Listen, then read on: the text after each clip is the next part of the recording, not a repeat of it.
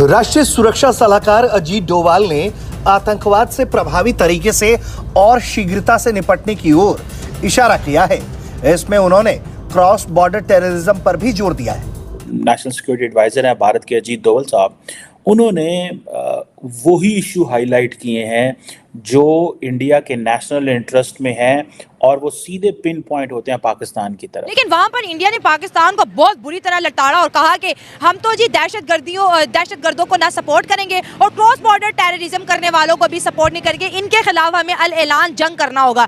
मतलब ढके छुपे अल्फाजों में उनका यही कहना था। और जो इंडिया की लैंग्वेज हमेशा पाकिस्तान के लिए किसी भी फोरम पे होती है, ये उससे भी ज्यादा अग्रेसिव थी। ये वही एजेंडा है जो प्राइम मिनिस्टर नरेंद्र मोदी का दहशतगर्दी के खिलाफ है। If you are in a boxing ring, I cannot assure you that you are not going to some of the punches, but I can assure you that the punches that you will put will be much more powerful. National Security Advisor Ajit Doval has underscored concerns over terrorism, especially cross-border terrorism.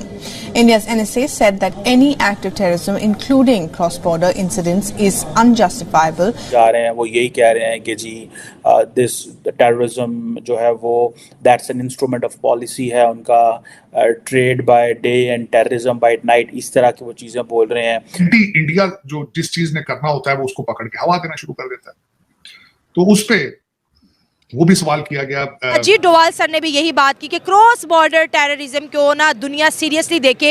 India बात करता है लश्कर तैयबा की, India बात करता है जैश ए मोहम्मद की और भी बहुत से टेररिस्ट ऑर्गेनाइजेशन जो कि इंडिया को लगता है कि ये हमारे मुल्क के अंदर आकर दहशतगर्दी करते हैं। इंडिया बार बार पाकिस्तान को इस बात के ऊपर जो है पूरी दुनिया के अंदर बदनाम और जलील कर रहा है। सर इसको बड़ा सराहा गया है। जय हिंद दोस्तों, पाकिस्तान को जो है अब छोड़ने लगे चाइनीज इंजीनियर, जो तो पीएम शहबाज शरीफ के जो है छूटने लगे पसीने। अब किया ये वादा। दोस्तों आपको बता दें कि पाकिस्तान में बीते मंगलवार को खैबर पख्तूनख्वा में हुए आत्मघाती हमले में जो है चीन के 5 नागरिकों की मौत हो गई थी। दरअसल आत्मघाती हमलावरों के वाहन के चीन इंजीनियर को काफिलों को निशाना बनाकर हमला किया था, जिसमें चीन के 5 नागरिक उनके पाकिस्तानी ड्राइवर की जो है मौत हो गई थी। और इसी बीते कई सालों में चीनी नागरिकों को निशाना बनाया जा रहा है देख कर के हाल में हुए एक बड़े हमले में चीन के 5 इंजीनियर की मौत हो गई, जिसके बाद खबर कई चीनी नागरिक पाकिस्तान छोड़ने की योजना बना रहे हैं और चीन के इंजीनियर जो है वो पाकिस्तान को छोड़ने के लिए तैयार हो चुके हैं, वो योजना बना रहे हैं। ऐसे में पाकिस्तान के प्रधानमंत्री शहबाज शरीफ ने 2 टूक कह दिया, उसकी सरकार देश में रहे तो चीनी नागरिकों की पुख्ता सुरक्षा सुनिश्चित करेगी। अब जो है ये शहबाज शरीफ का कहना है। वो कहते हैं डॉक्टर जो एनएस डोवाल कहते हैं कि डबल स्टैंडर्ड्स हैं, ये खत्म होने चाहिए। सो डबल स्टैंडर्ड्स का वर्ड भी उन्होंने पाकिस्तान के लिए रखा हुआ। वो कैसे? वो कहते हैं जी आपने जो दहशतगर्द अफगानिस्तान वाली साइड पे हैं आप उनको सही समझते हैं दहशतगर्द और उनको लड़ते रहते हैं, और जो कश्मीर वाली साइड पे हैं उनको आप दहशतगर्द नहीं समझते। सो उनका ये एक डेफिनेशन है। अब ये वो जब बायलैटरली बात करेंगे किसी के साथ तो ऐसे ही करेंगे, पाकिस्तान का नाम लेंगे, लेकिन ये क्योंकि मल्टीलैटरल सेटिंग है तो इसमें आप डायरेक्ट मुल्क का नाम नहीं लेते, ये मना है वहाँ पे, ठीक है। एंड देन उन्होंने कहा जी डबल स्टैंडर्ड बात होने चाहिए स्पॉन्सर्स, फाइनेंसर्स, फैसिलिटेटर्स। ये स्पॉन्सर, फाइनेंसर, फैसिलिटेटर जब FATF था और उसमें डिस्कशन थी तो ये वही चीज़ है। और इंडिया आपको पता है एक बड़ी टफ लाइन लेता था उसमें FATF के अंदर भी, just to give a message to Pakistan कि भाई ये नहीं होना चाहिए। एंड देन अगर आप इसे थोड़ा सा आगे जाएं तो आपको ये भी पता चलेगा कि डॉक्टर जो क्या नाम है उनका NS डोवाल साहब जो हैं वो यहाँ पे नहीं रुके। उन्होंने कहा जी कि ये जो बहुत सारे ऐसे टेररिस्ट ग्रुप्स हैं जो कि SCO रीजन में ऑपरेट कर रहे हैं, ठीक है जी। सो SCO में आपके सारे सेंट्रल एशिया भी है, पाकिस्तान भी है, ईरान भी है, उसमें और भी जो सेटिंग में ममालिक हैं। तो वो कहते हैं जी कि ये SCO जो रीजन में ऑपरेट कर रहे हैं, जिसमें उन्होंने नाम लिया अलकायदा का और उसके साथ साथ दाइश का, ISIS का लिया। उन्होंने ISK का नाम नहीं लिया because this is what I think right. And then Lashkar Taiba and Jaish e Mohammed. So Lashkar Taiba and Jaish e Mohammed are these 2 terrorist organisations which India says कि जी ये हमारे रिलेटेड मामलात हैं। और जो अलकायदा और ISIS है ये ठीक है, ये ट्रांसनेशनल टेररिस्ट ऑर्गेनाइजेशंस हैं, UNSC ने इनको डेजिग्नेट किया हुआ है, बाकी तो लश्कर को दोनों को किया हुआ है, लेकिन दिस इज़ व्हाट इंडिया ने ये करवा ली हुई हैं चीज़ें। सो वो प्योरली टारगेट कर रहे हैं इस हवाले से, ठीक है।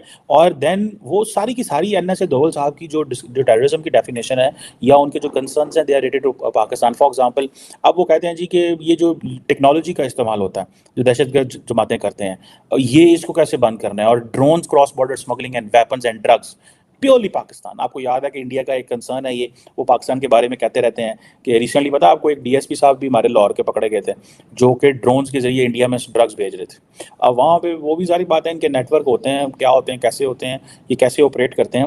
लेकिन मुझे याद है एक DSP था पाकिस्तान लाहौर पुलिस का जिसका काम ही काउंटरिंग ड्रग्स को इस तरह का था, वो ड्रग्स को काउंटर करता था। लेकिन जारी बात है ये जो काउंटर वाले लोग होते हैं ना एजेंसियों में, यही सबसे बड़े, जो जैसे हमारे पाकिस्तान में एक अदारा है नेशनल अकाउंटेबिलिटी ब्यूरो, NAB, सबसे ज़्यादा करप्शन उसी में। वो अकाउंटेबिलिटी लोगों को करता है लेकिन पैसे लेके और खुद अपने आप जेब को ठंडा करता रहता है।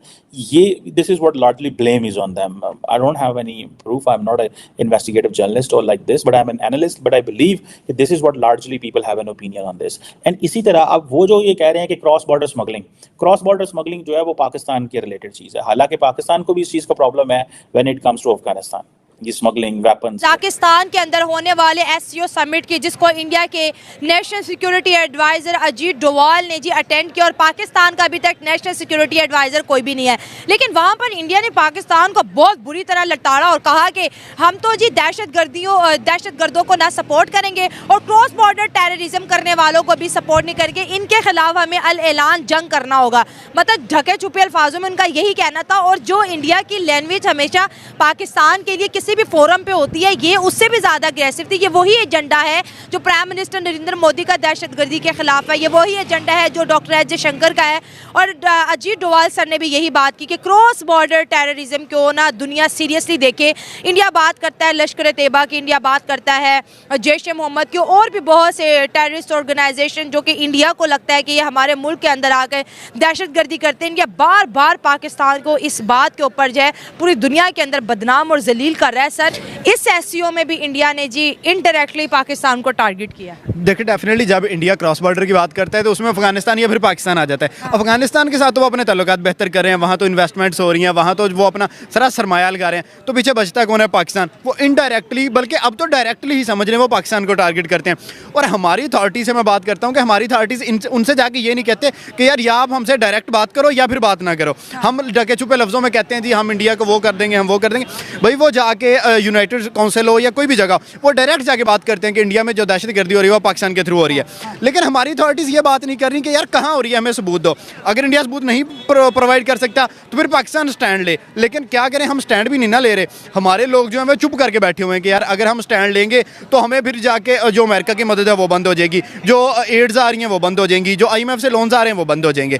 तो हमारा तो ये मसला है ना कि हम दूसरी कंट्रीज़ पर डिपेंड कर रहे हैं, हम अपनी कंट्री के सर्वाइवल के लिए भी बोल नहीं सकते।